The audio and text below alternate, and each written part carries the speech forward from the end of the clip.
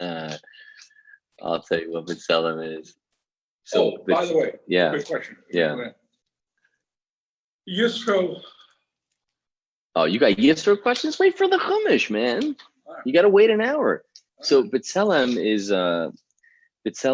a left-wing NGO in a non-government organization, I believe it's called, in Israel, and they recently ran a report, and the findings of the report, they concluded that Israel is in fact an apartheid state. Nice. They concluded that, and the reason why I love this even like doubly love this. So I'm reading Al Jazeera yesterday, and they have like on one of their major headlines is that B'Tselem, which is a Jewish Israeli organization, has concluded.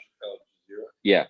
Well, I also read it on Haaretz and only read it on Al Jazeera. There are numerous anti-Semitic publications. Not all of them are run by Jews. There are also some that are run by other Middle Easterners. And so as opposed to Haaretz, this was Al Jazeera, and they ran this big story, and they were saying how even they finally admitted there's even a Jewish Israeli organization that has admitted what we've always known, that Israel is an apartheid country.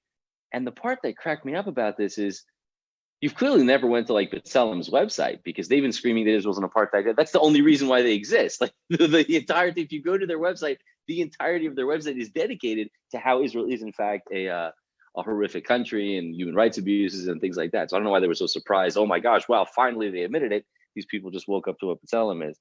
But for those of you just joining us, we're talking about our favorite brands of anti-Semitism, and we're right in time from the Megillah, because after all, the Megillah is all about anti-Semitism. So without any further ado, we're going to begin chapter 4 of the Megillah, in memory of Joanne Tepler. So we said last time in our travel, let's just do a very, very quick recap of the first 3 prakim of the Megillah. The first parak frames 2 things for you in the aggregate, frames 2 things. Number one, it frames how what the Jewish situation is at the time, in terms of how they're downtrodden and they're in exile and they're at the beck and call of these other world powers. And it also tells you the geopolitical realities of the time, in terms of the party, and how it was a very, very global society. Everybody was in one big room, so to speak, and a lot of equality and things like that. So that's what's going on socially, socio-politically, and that's where the Jews are. The second chapter is all about installing Esther as the queen in place of Vashti, because we're going to need her later. And then the third chapter is the elevation of Haman and him trying to meet out his ultimate goal, which is to destroy all the Jews. And we said that Haman is a very, very smart character. He's a shrewd dude. The Gemara says that nobody knew how to tell Lashon Hara like Haman. Haman was the Lashon Hara guy. And of course, what makes Haman so special about Lashon Hara? I'll tell you what makes him so unbelievable, right? This is the pshat I've seen it in 3 different entities. I've seen it in Haman, I've seen it in Bilam, and I've seen it in the press. I've seen it in Haman, I've seen it in Bilam, and I've seen it in the press. And this is the tactic. It's a very, very useful tactic. It works across centuries and across countries. The tactic is you take one snapshot of a reality and you blow it up and you put it on the wall and you say, see, this is the story. This is the narrative. Now, they're not telling you a lie. They're not telling you a lie because the snapshot did in fact happen. However, the entirety of the story is a lie because they're spinning a very particular way. And that's what Haman was doing. And that's how he goes to Achashverosh and convinces him that it would really be doing everybody a favor if we could just get rid of all these Jewish people. Because frankly, listen, I know it's distasteful to wipe out an entire people, men, women, children. I understand that it's distasteful and you're a humanist and all that jazz and religious freedom, yada, yada, yada. I get that. Here's the thing though, all of us will live so much better after, and we're going to do it all in one day. You don't think the all in one day has something to do with assuaging people's guilt? Like if you're going to pursue Jews who are hiding in cellars for 10 years, you might have some Polish fishermen who feel bad for their neighbor who used to be their classmate in school. But if you kill them all in one day and you yank the Band-Aid off, you're finished with it, and then we can all live Shalom Al Yisrael. So he couches it, as we said, in these messages that went out to people, and people wouldn't know exactly what was going down. It was unclear. And with that, we begin chapter 4. Mordechai yada es kol asher na'asa. And Mordechai knew everything that had happened. Mordechai knew everything that had happened. Vayikra Mordechai es begadav, vayilbash sak va'ifer. And Mordechai rips his clothes and he wears ashcloth and sackcloth. And and he goes out into the middle of the street, into the city, and he screams a great and bitter cry. Now this pasuk is another one of those pasukim that we say in the Megillah that echoes throughout the millennia, because of course the first person the Gemara points out to have a scream, which was Za'aka Gedola Umara, was Esav. Esav, the grandfather of Amalek, the one who's causing us right now to have the Za'aka Gedola Umara. He's the first one that actually had that. When did he have that? After Yaakov stole his bracha. It says when Yaakov stole the bracha, and Esav comes in and he realizes that he had been, that he'd been taken for a ride. He cries out with this great and bitter cry, and now is the comeuppance, so to speak, that his descendant is doing that to the descendants of Yaakov, that we are now the ones who are screaming. And you say to yourself, well, I mean, that's kind of melodramatic, isn't it? Like, you don't have to scream about it. I understand that you have a problem, but screaming is not the best way to solve your problems. At least that's what I tell my infant son. So why is he doing this?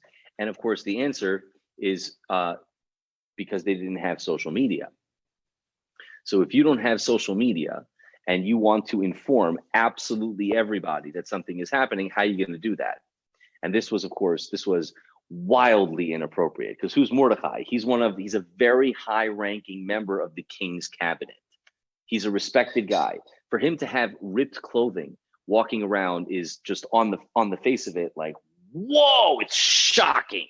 It's shocking. And the fact that he's screaming at the top of his lungs. I mean, the guy's a madman. He's walking out in the street and he's screaming. I'm not going to do that because I don't want your neighbors to call the cops on you, but I think that like you really have to let a good scream loose to feel what it is. But like the blood curdling scream, that's what he's doing. And why is he doing this? The reason is very simple. You would do the exact same thing. Here's the thing. We spoke about this before. You learn about the Holocaust, you read about the Holocaust, you watch a couple of videos about the Holocaust, and you're just overwhelmed, overcome, astounded. Why? How could someone do that? I don't understand. Why? Just why? The pain, the anger, the anguish, okay. But you're coming after the fact. So it already happened, and you're looking at it and you're saying, I can't believe that happened. That's so horrible. Okay, now flip that around. Imagine you are living before the Holocaust and you see it coming in 2 weeks. If you know it's coming, that's much worse, much, much worse. And he saw with clarity that it was coming, and he went out to the street and he screams. Now, once he does this, as we're going to see, now it's going to get out and other people are going to know about it as well. And he comes up until before the gate of the king, because you're not allowed to come into the gate of the king if you're wearing sackcloth. That's, pasnish. Like, you can't go into the king's palace. Achashverosh is a very, very hoity-toity guy. So Karl Lagerfeld is always invited to the palace, but Schlumpy McSchlumpface is definitely not invited to the palace. So you can't do that. So he goes right up to where he's allowed to go. And obviously that's also a statement. He's walking right up to the line of do not return. So everyone sees him. And in every single country, to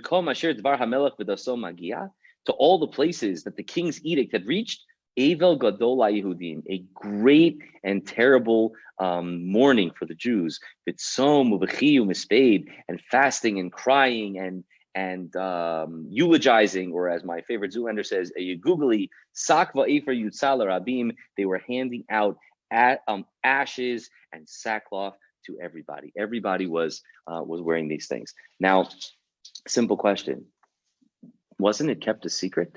The end of chapter 3 said, nobody knew. They purposely kept it secret so the Jews wouldn't lobby. So, well, all the Jews know because Morty knows. But how does Mordechai know? She didn't know, as he's going to tell Esther. So you have an open question. Thus far, you have an open question. How does Mordechai know? It's not clear. Doesn't seem to. I mean, it was just Haman and Achashverosh sitting together, and then they, stamp those pages and get them out there. So how does he know? Now, the Gemara asks, Chazal explain, what's Evel Gadol? What do you mean, like a big mourning? Like an Evel is an Evel. A mourning is a mourning. We have a big mourning. We have like big mournings, a little mourning. Like, what does that mean? And the idea is, one of the ideas is that it generally, when God forbid, there's a reason to be an avilut if a person dies. So as time goes forward, the loss diminishes. as time goes forward. This is the natural thing. This is the way that we're built. It's supposed to be this way. The loss itself and the grief goes down. Whereas over here, they're getting closer and closer to the end of the year where this is going to happen. So the mourning gets more and more and more intense. They're staring down the barrel and they know it's coming, which, by the way, is incredible. It's incredible because Jews today are so out to lunch. We're looking down the exact same barrel. We're staring down the exact same barrel. And the hilarious thing is, it's Persia. It's the same place. I mean, you have to enjoy the deliciousness of the irony, don't you? There's a country in the world today who openly talks about the destruction of the Jewish people, and it's Persia. I don't know. It tickles me. Now, let me ask you, Yes. Sometimes we read these things right and they're like, God, but we're saying this is a literal. It's the United Nations. It's not the Garata. No. It's about Mordecai. Ah, Mordecai. Yeah. Okay, so he screams right in front of the gate. Yes. How do every Jew, yeah, right. So understands and mourns and gets together? I mean, so Ariel's asking how can all the Jews in the world know just because there's some Yiddish rabbi with a shremel that's screaming? How do all the Jews know? And of course, Jews don't have that question. What are you talking about? You think it took 2 hours before everybody knew? Like once it gets out, the Jews tell the Jews. That's why the pasuk says b'chol medina u'medina, by the Jews. Only not in all the places. There are places where there are no Jews. So in Bangladesh, it probably didn't get there, but they knew about it in Chicago and LA and Miami and Baltimore and Detroit. The Jewish communities, the news spreads. We'll see very soon that there's even deeper levels to that. So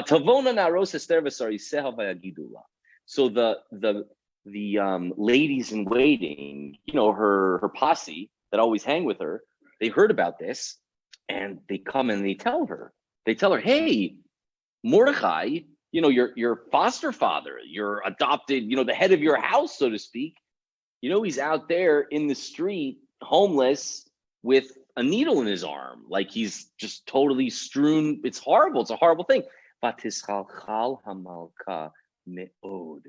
And Esther, what does Vatischalchal mean? So it's translated as she was greatly distressed, but the Gemara says that it's not a normal form of distress. Like obviously, this is her person, right? It's her husband, it's her adopted father, it's her cousin, it's all these things to her. He's the Gadol Adar, but it's more than that. It says that she had an actual physical reaction. The Gemara says that she got her period, not in the proper time. Immediately, boom, meaning there was, so why is the Gemara saying that? The Gemara is trying to point out there was a physiological response to the shock and the jarring nature of the information as it came to her, meaning Esther had no idea what was going on. She had no idea. So when she hears that this is happening with Mordecai, she is totally thrown for a loop. It's not, God forbid, there was terrible news. This is something much worse than that. So what does she do? Vatishlach begadim lahalbishas Mordecai ulahasir sakomi alav v'lo kibel. So she sends a care package with some Brioni suits and some delicious burgers from Harbor Grill, and he doesn't take it. She doesn't know why not. He's not coming in. Why does she send clothing to him? If she sends clothing to him, they hear Mordecai's outside in sackcloth. Send him some clothes. He can come in. He can tell me. Mordecai doesn't come in. He did not accept them. Well, that's interesting. So now it's even more distressing. Vatikra Esther lahasach. So Esther calls Hasach. Who is Hasach? Well, we'll see in a moment. She calls Hasach misarisei hamelach asher hemi lefaneha, from the officials of the king who had been granted to her. Now you understand what that's saying. It's a chamberlain of the king that had been granted to Esther. What that tells you is that Hasach does not officially work for Esther. He works for the king, and he is placed in Esther's inner circle, as it were. He's really working for the king, but he's there in Esther's circle. But the truth is that this was the opposite. He was almost, if you can consider it, a double agent. Hasach was actually loyal to Esther, not to Achashverosh. And the Gemara says that Hasach is Daniel. Who is Daniel? Daniel was the advisor to Nebuchadnezzar when he was a child. He was a noble child from the country of Judah. And when they were conquered by Nebuchadnezzar, he used to pick the greatest noble Jews, the really good ones, to be his page boys. And Hananiah, Mishael, Azariah, Hadrach, Meshach, and Abednego, I think are the English names. I don't know why, but it's Hananiah, Mishael, Azariah were three of them. And the most famous of all of them was Daniel. Daniel, there's a sefer in Tanakh, Sefer Daniel. He was a prophet or a seer, I suppose. He was a choseh, whatever the difference is there. It's beyond my comprehension. And he was the advisor to King Nebuchadnezzar, and he was the one who told Belshazzar, the descendant of Nebuchadnezzar, the father of Vashti. He was the one who told him what the writing on the wall was. So that English idiom, the writing on the wall.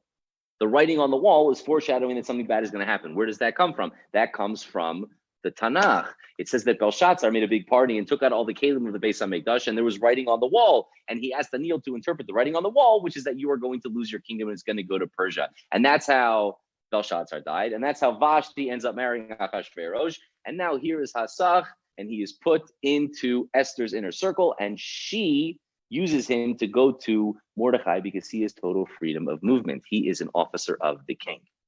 Now, yes, according to this, he is Jewish.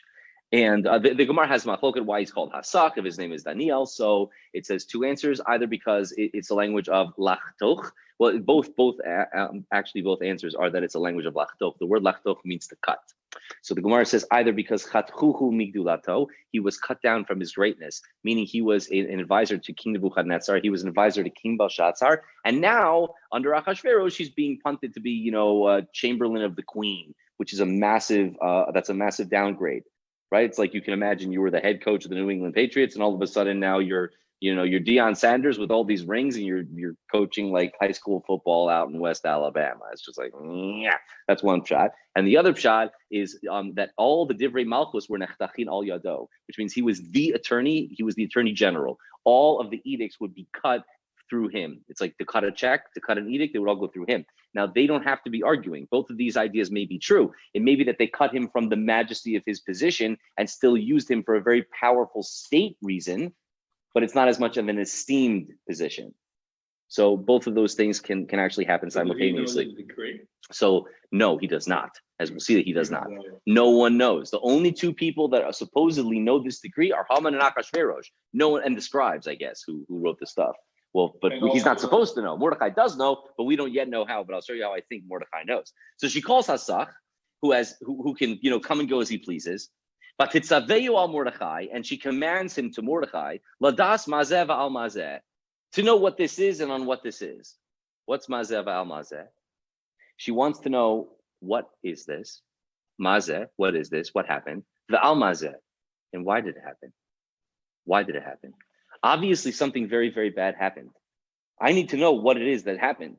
I also need to know why it happened, because Esther knows when terrible things, God forbid, happen to the Jewish people, it's not because they accidentally, oopsie, happened. There's a reason for it, and we have to know what the reason is as well.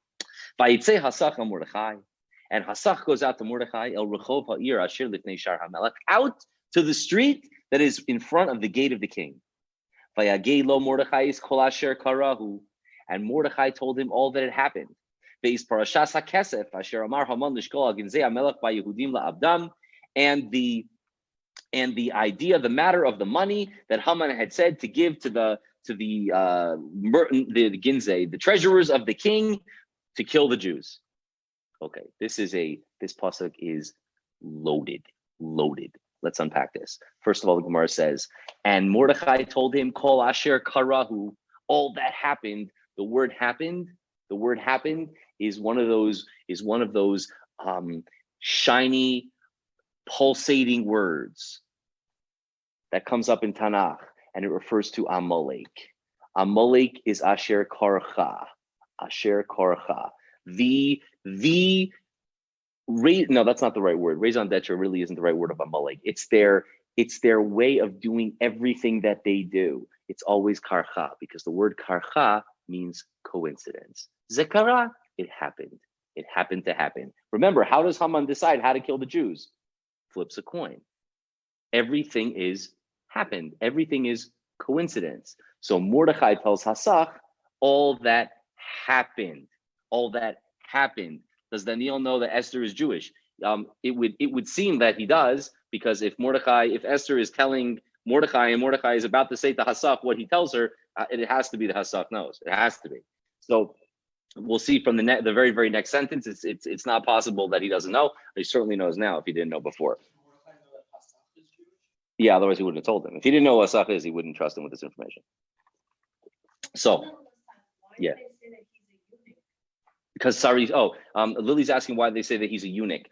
Two possibilities. One possibility is he is a eunuch, and one possibility is that it's an ambiguous translation, because the word is misarise, and the word sarise can be it could be chamberlains or officials, and it can also come from the word saris, which means snipped. So he's castrati. So he could be one or the other, or both, right? Theoretically, it could be both as well. So kol asher karahu. So that word, as we said, is talking about coincidence, and therefore it's referring to Amalek specifically. But why does the Megillah have to couch it like that? It means that Mordechai has to speak to Hasach in code. He has to speak to Hasach in code. He can't just go tell him. There's ears everywhere. He's in the middle of the street. He has to tell Hasach in a way that Hasach will understand, and that Esther will understand, but that anyone who's listening is not going to understand. So therefore, he tells Hasach, he goes, Hasach, let me tell you what happened. Hasach hears happened, and he knows the word happened means Amalek is coming. That's why you're using that word, Amalek is coming. Mordechai could not have told Hasach that Haman and Achashverosh sat down and had a party and discussed this, because Mordechai wasn't there. So all that Mordechai is putting forward is the fact that Amalek is coming to get you. That's karahu. Ve'es parashasa kesef, and the money that Haman had said to give to the king to kill the Jews. That's a very strange. Well, how does he know that? How does he know that? But why does that even matter? Why does that matter? Right? Haman went to the king and he says, Yesh no amachad mefozar farad b'kol amim mefozar u'meforad b'chol medinos malchusecha. He gives him this whole baba myself why you should kill the Jews. He says, by the way, I'll give you 10,000 taels of silver. And that's the point that Mordechai sees fit to bring up. Like, it doesn't matter if the reason that Hitler's coming after the Jews is because he's getting paid by Mussolini. That doesn't matter. Hitler's coming for the Jews. He's going to come into Poland. He's going to kill 3 million Jews. If he succeeds in taking Russia, he's going to kill another 1 million Jews. You think it matters if you say who's paying him? Oh, by the way, Joe Kennedy gave him another $10 million. Who cares? More permanent thing, if you're going to go down this road, would finish the story. And I could say, keep your money, I'll still do it. That is more right. Achashverosh keeps them right. You think that Achashverosh, the fact that he had said that, but again, how would Mordechai know that? Well, the same way he knows this. Good. So here's what I think. I think that the reason that this is coming up in the pasuk is this is how he knows what happened. He knows what happened because of the monies. Money's actually changing hands. But they didn't. Achashverosh said, forget it. Yeah, but Haman's doing it anyway. Achashverosh said that, but you see that Haman must have gone through with it because he knows about it. So it's actually getting taken. So the Rishonim explain that there was a whole tumult with Achashverosh and Haman because Achashverosh thought that Haman was really going to pay up front, but Haman really meant he was going to pay later. But the point is, there's starting to be ripples in the monies, and you follow the money. So how does Mordechai figure out what's going on? Yeah. He sees the money printers. He sees that things are starting to churn. And when he says, wait a minute, where is this money coming from? And what would this money be to do? And he comes to the conclusion that the only reason, if it's Haman and there's money, why does money have to be involved? Because he has to undo the Jewish money that goes to the coffers of the king. Listen, if you're going to get rid of the Jews, what's the first thing that any government's going to have a problem with? They're going to say, excuse me, where am I going to get the $500 billion a year in tax revenue? You better make that up before I can kill them, because they may be as annoying to me as they are to you, but taxes are taxes, buddy. I still think that's a big jump, even if you saw. Oh, it's not only that. One second, we'll see. There's one thing after the other. So first, it's Amalek. Second, it's the money. Vespas shegin ksav hadas asher nitan b'shushan lahashmidon nasan lo. And the letters that had been decreed from the king in Shushan to destroy them, he gave to him, leharoses Esther ulahagidla, to show Esther and to tell her, ulitzavos aleha, and to command her, lavo lamelech, to go to the king, lischanenlo, to beg him, ulavakesh milfanav alama, and to plead before him about her nation, about her people. Now, this, of course, you see, makes no sense because we said last time that the letters that went out to people were confusing. They didn't say you're going to kill the Jews. It just says be ready with your AR-15 and make sure that the truck is strapped, right? So how? The second letter, but there were two letters. The other letters could not be opened. Nobody has those letters. These are the letters that are paschegen.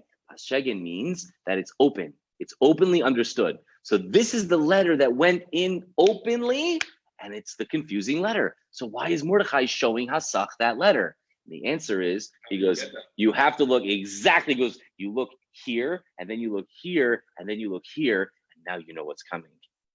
Because no one knows this because they haven't said it out loud, but they just told every single Billy Bob in 120 nations to get the shotgun ready for the 13th day of December. Why? Oh, well, by the way, the guy who started this whole thing is from Amalek, and he's only one thing that he really wants to do because I read his book about his struggle. Oh, and have we mentioned there's been some very interesting money moves to the silos of the king. So when he shows her that last, even though everyone's already seen that, everyone sees it on the public square, shrugs their shoulders and is like, I don't know what that means. Okay, I'll get the shotgun ready on the 13th. Maybe we're having a quail hunt. When he shows her all those things, because now you see what's happening. That's how Mordechai knows what happened.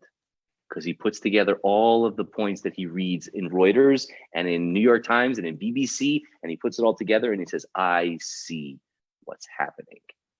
And he says, take this to Esther and show her. And tell her, nay, command her. That's what he says. Tell her and command her to go to the king to beg for the king. This is very interesting. What happens? Unbelievable. So check this out. So what happens?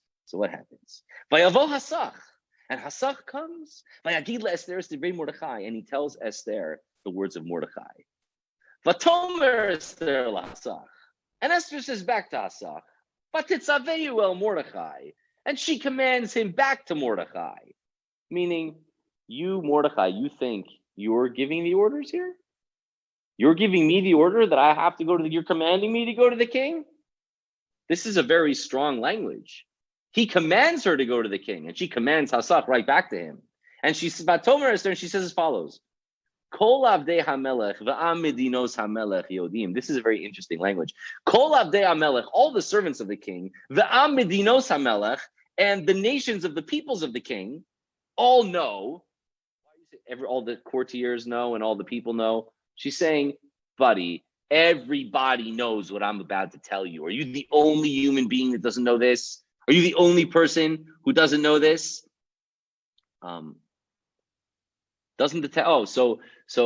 Ricky's asking, the city of Shushan was dumbfounded. Why did only Mordechai know? The fact that the city was dumbfounded means that nobody did know. They were confused. This is Va'ir Shushan Navocha. They were all confused. Why were they confused? Because the language is confusing. It doesn't tell them what to do. If the language in the decrees would have been clear, kill the Jews on the 13th day of December, everybody would be like, oh, Sababa, kill the Jews. The reason they were confused because no one understood what was happening. Mordechai pieced together all the clues and said, I know exactly what that decree is coming to do. It's getting everyone ready because on December 12th, we're going to pull aside the curtain and we're going Jew hunting tomorrow. And there's going to be no time to stop it and they'll all be dead in the next 24 hours. That's the idea. So now she says, everybody knows, Asher kol ish v'isha, that any man or woman, Asher yavo el melech, that comes to the king, el hechatzer hapnimis, to the inner courtyard, Asher lo yikare, without being summoned, achas taso lahamit, he immediately kills you. You are on a standing order of death. Levad me asher yoshilo hamelech et shavid hazahav v'chaya, except for the ones to whom the king puts his golden scepter out, and then they can live. Now, you see, it's very interesting. It doesn't say anyone who comes to the inner courtyard of the king is going to kill. It's not what it says. He'll decide to kill, but sometimes he decides not to kill, and he puts a scepter like this. Like, why are you making it about the prop of the scepter? Just say he usually kills people. That's not the point. It means there's a standing order to kill. It's not that you go, he'll probably kill you. When you show up, you are automatically dead. The fact that you're there, the default position is dead, unless for some reason he decides to buck that trend. That's the exception, exactly. I have not been called to go to the king for a month already. Meaning King's Breig is at me. King's upset. And they told Mordechai the words of Esther. And you might pick up they. I thought he. Wasn't it one guy? Wasn't it Hasaf? Gemara says Hasaf didn't go. She had to tell other people to go. So I'm not sure that I understand what this means because it can be taken in a few different ways. But I think the understanding is that he didn't have the gall to say that to Mordechai. He couldn't do it. He's like, remember, Mordechai said, Tasach, everyone's going to die. Auschwitz is coming in a couple months. You have to go to the queen and you have to command the queen to go to the king and do this. And Hasach is, of course, very moved by this. He goes and he tells Esther, and Esther says, are you crazy? I'm not doing that. That's the worst idea I've ever heard in my life. That's horrible. That's not going to work. Get out of here. He didn't go and tell that to Mordechai. So other people had to. Vayomer Mordechai lahashiv el Esther. So Mordechai says to get the news back to Esther as follows. Don't think that you alone of all the Jews are going to survive because you're in the palace. Because if you stay quiet at this time, the Jews are going to be saved from some other place. And you and your father's house will disappear. And who knows? If for a time like this, you came to be the queen in the first place. Now, this pasuk also, you got to unpack. He says, oh, you want to save your life? Really? You think Esther was going to say, oh, you know what? All the Jews can die. I don't want to risk my life.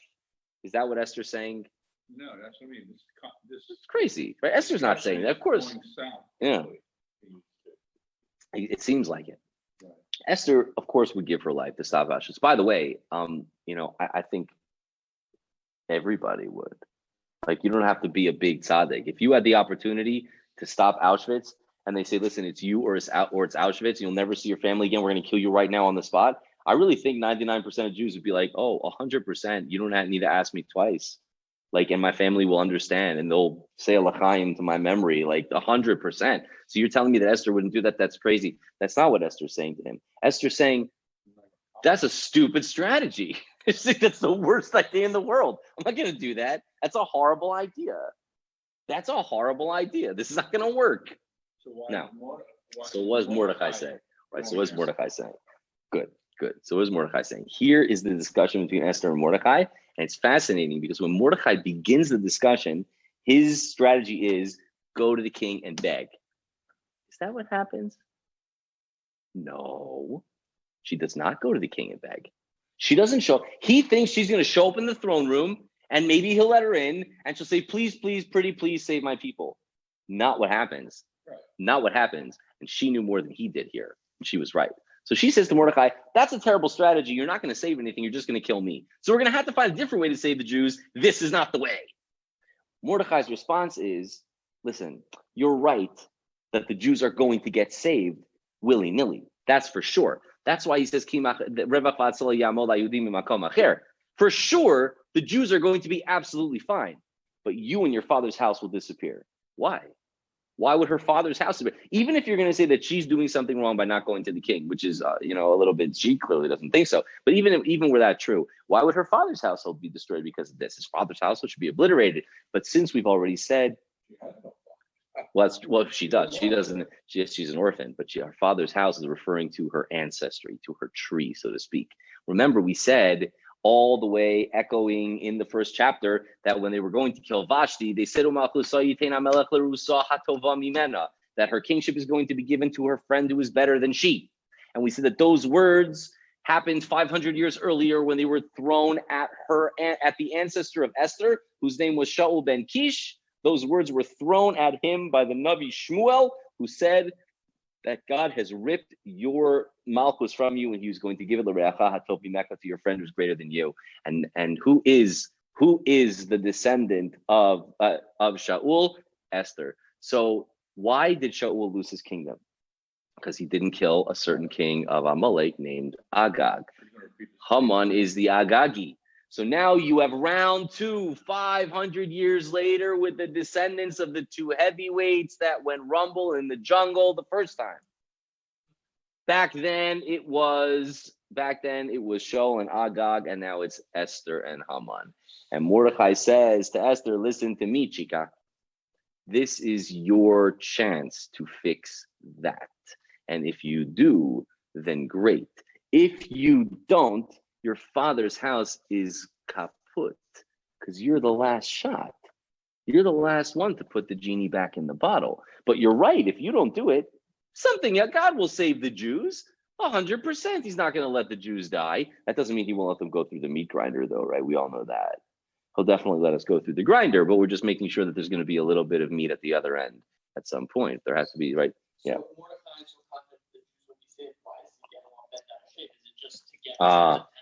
That's a great question, right? Like if Mordecai knows the Jews are going to be saved, so then why is he so upset at Esther? So right. So one possibility is he understands that this is the proper way to do it through Esther, and if not, then her whole house will be destroyed, and he's worried about that. That's one possibility. Another possibility is, like we said, we're going to survive Auschwitz, but you know what I'd rather do?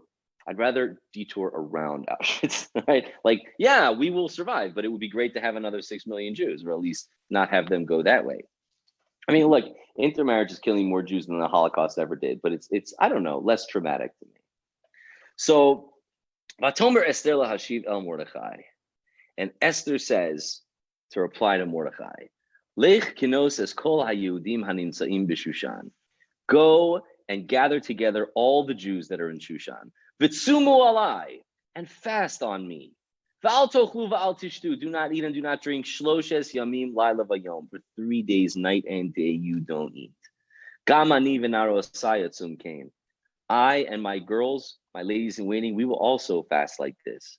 Uvechein avo lamelech asher lo kadas, and then I will go to the king against the custom. V'chasher avati avati, and if I'm lost, I'm lost. I was saying, why should we bring her maids into this? Like, who are they? Ariel asked why the maids are involved in this as well. The typical answer would be that those were her trusted confidants. Those are the only people that she could trust. Yeah, but I mean, she's fasting. She's fasting. I don't need to. When I yeah. So understood. It's not that kind of ladies in waiting, but so it'll be clear in a moment. If Esther understands from Mordechai, that it has to be her. She has to be the one who's going to do this in order to save the Jews.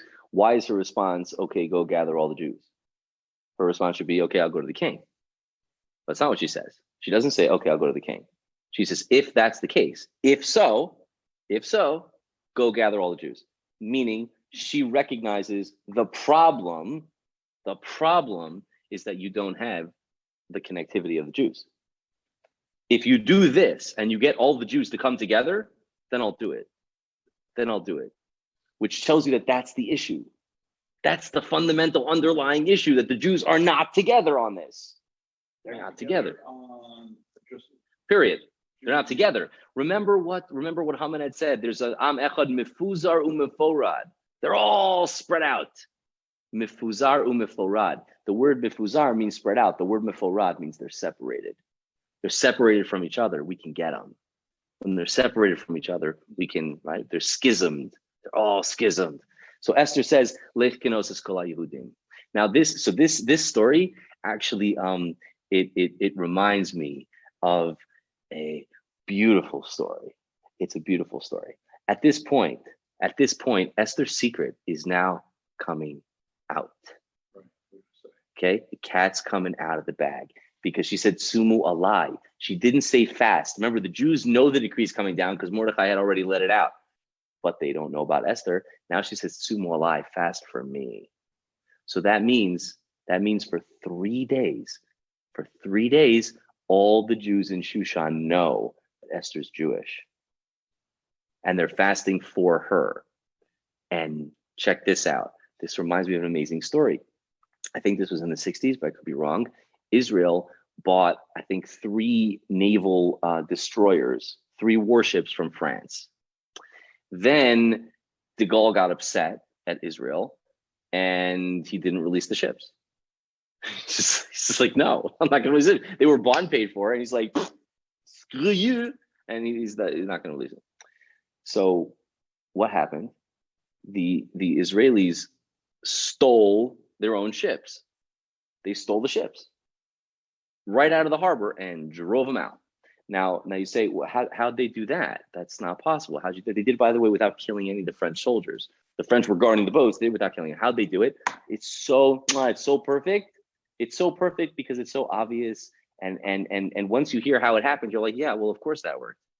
They started shipping Israeli special forces soldiers into France in small groups, one here, one here. They're all a bunch of, 19-year-old guys with backpacking, through Europe with a pair of flip-flops and a lighter and some Marlboro cigarettes.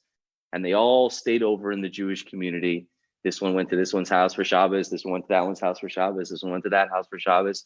And they all got together and they incapacitated the guards, stole the ships, and got the heck out of Dodge and crossed the line before the French woke up about it. Now, the most impressive piece of that story to me is that a very sizable piece of the Jewish community knew that they were hosting Israeli Special Force soldiers for Shabbos, and no one found out. And that is deep. That's deep. And here's another time where that happened. So all the Jews are fasting specifically for Esther. That's piece number one, which I think is fascinating in the pasuk. Piece number two, and then I will come to the king, asher lo kadas, against the law. And if I'm lost, I'm lost. Well, first of all, of course, you know that whenever it says Hamelech in the Megillah, it's referring to Hashem. It's not referring to Achashverosh. It's that double meaning there. So she's going to the king, asher lo kadas, against the philosophy. What does that mean? Esther is about to do the most horrible thing that she could possibly imagine. Mordecai is telling Esther that she has to go see the king. But you understand, Esther has been queen against her will for years. Every single time that the king has been together with Esther physically, it's been rape. Every single time. Not anymore. This is the first time that Esther is walking to the king. Esther's going to him. So Esther's saying that I'll do this, but I'm lost. And the Gemara says, Kasher avati avati. What's the double language of avati? I'll be lost to you, Mordecai. Because the law is, if God forbid, a person is raped, if a woman is raped, she doesn't have to get divorced from her husband, God forbid. But if it wasn't rape and she cheated on him, then they can't be together. They have to get a divorce. So Esther is now saying, do you understand? Like we read about Queen Esther, and every little girl wants to be Queen Esther, right? They all want to dress up as Queen Esther for Purim. Queen Esther is the saddest story you can imagine. It's awful. It's awful. This woman, unimaginable what she had to do. But I get that. I get what you're saying. Yeah. I get it. But for all intents and purposes, she was already lost. No, she wasn't. Not legally. She was not. Not legally, but it's not the point. That's not the point. It's a huge difference. The difference between rape and consensual is just a massive. It's not like she could ever be with Mordecai. Well, maybe she could, maybe she couldn't, right? There are different midrashim about that, but that's not the point, right? The point is that she's saying, you're making me do this, right? I am being forced to go and do this. And that's unimaginable. It's a horrible, horrible thing. And by the way, so this is one of my favorite parts in the Megillah, because I have a lot of favorite parts in the Megillah. But Gemara says, I don't understand how is she allowed to do it? How is she allowed to do it? It says that there are three commandments in the Torah that you have to die rather than do.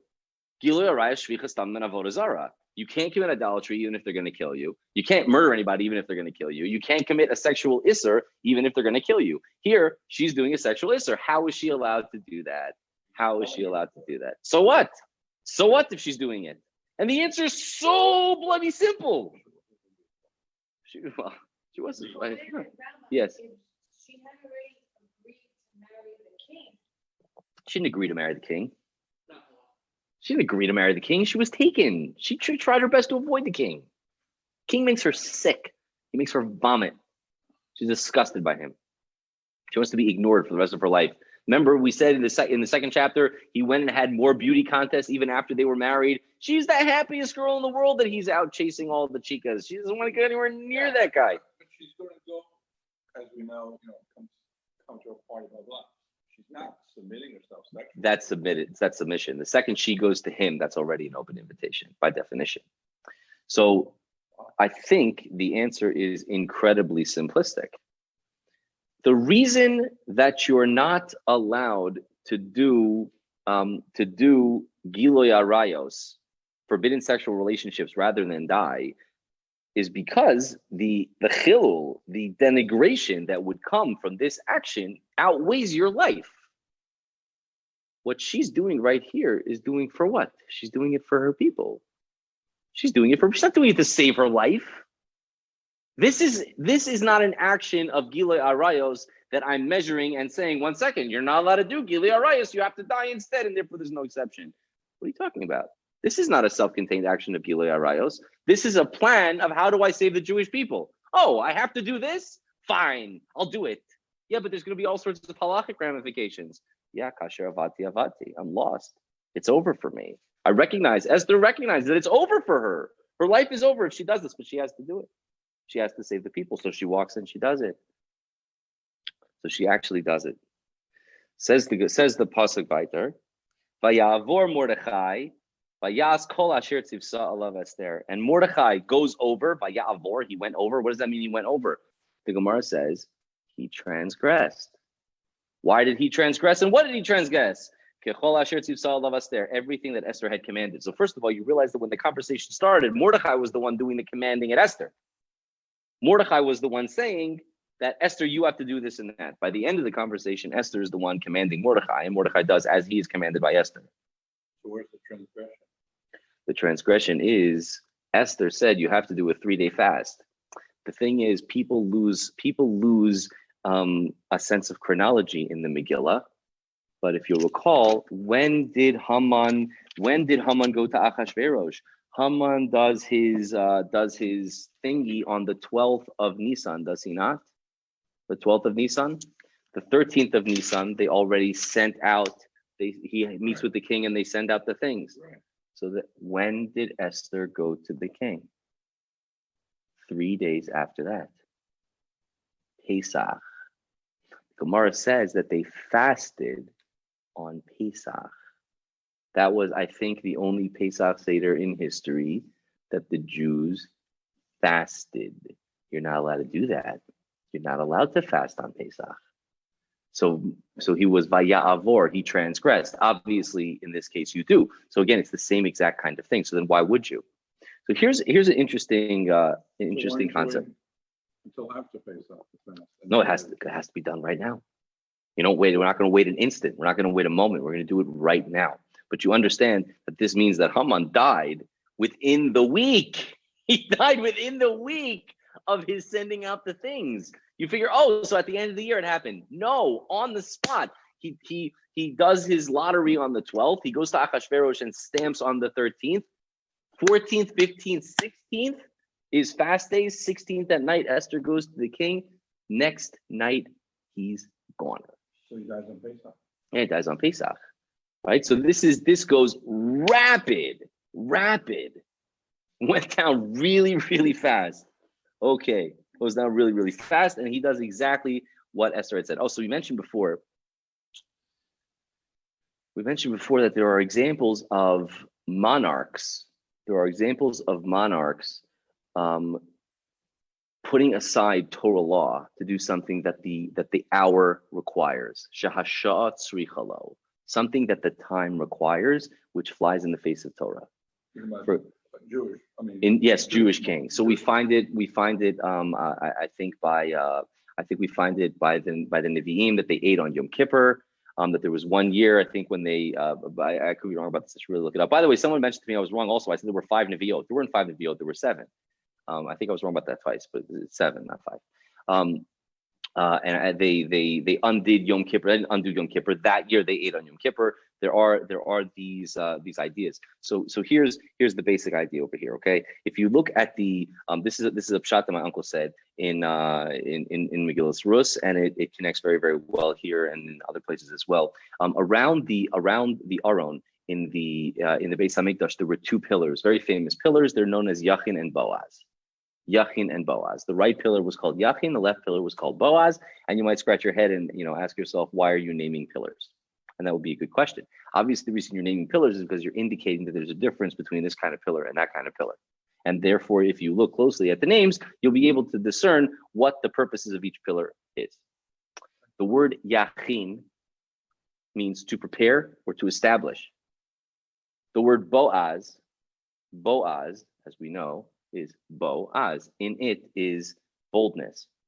Boldness, by definition, is to buck the trend, to do not the regular. That's what azut means. That's what boldness means. Boldness is not in doing that which you're supposed to do day to day. It's in the deviation. The reason that the one on the right is called Yachin and the one on the left is called Boaz is because 99% of the time, this is how you're supposed to do things. 99% of the time, there's a way to do things and you don't deviate. 1% of the time, you better deviate. Because if you don't, you're going to lose all the things that the 99% are there for. So you need a Yachin and you need a Boaz. And of course, these ideas are ideas of kingship. Because the king is allowed to do things extrajudicially. He has rights of eminent domain. So he could say, this land, it's got to change. This person's got to die. The king could do that. And here we have Esther. Esther is really living that role, which is unbelievable. So at this point, Esther is the queen of Mordechai, so to speak, because she is commanding him. Now, just a few quick words of housekeeping, and then, God willing, we will begin. We'll do Parshas Mishpatim in 7 or 8 minutes. So we are now up to Perek Hay. There are 10 prakim in the Megillah, albeit the last one is rather short, but we have to finish on time. And therefore, I suggest, and we can talk about it on the chat, but I suggest that we do perhaps twice a week over the next 2 weeks, so we can finish on time. Because I think it would be such a chaval to come into Purim being 80% through the Megillah. Like, let's, if we're going to do something, we should do it b'shleimos. So yeah, anyway, that's what I'm thinking. So yeah, don't go too far, because in 7 minutes we will rock and roll in Parshas Mishpatim. Peace and love. What was Esther's progeny?